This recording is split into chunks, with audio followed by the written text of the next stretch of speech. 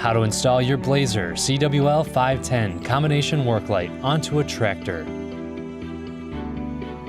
Here are some of the recommended tools and accessories you will need to complete this installation, and here are the items that come with the light.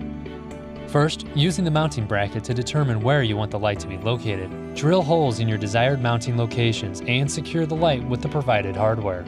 Now that the light is secured to the vehicle, we can begin the wiring portion of our installation.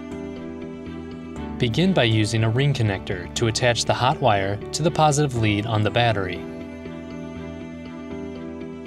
Feed the other end of the hot wire from the battery to a 10 or 16 amp fuse.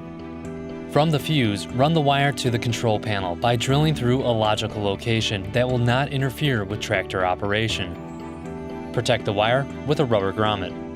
Insert a switch into the control panel and attach it to the hot wire from the battery. Next, run the hot wire from the switch back to the light, using a route that will not interfere with tractor operation. Secure this hot wire to the corresponding hot wire in the light's pigtail, using a heat shrink butt connector. In the same fashion, use another heat shrink butt connector to attach a neutral wire to the corresponding neutral wire in the light's pigtail. See the printed instructions for more information. Run the neutral wire and secure it to a good ground location, somewhere on the tractor that will not interfere with tractor operation. Ensure all of your wires are secured with zip ties. Finally, test the light to make sure everything works properly. Congratulations, you have successfully installed your new Blazer CWL510 combination spotlight. Blazer International lights the way.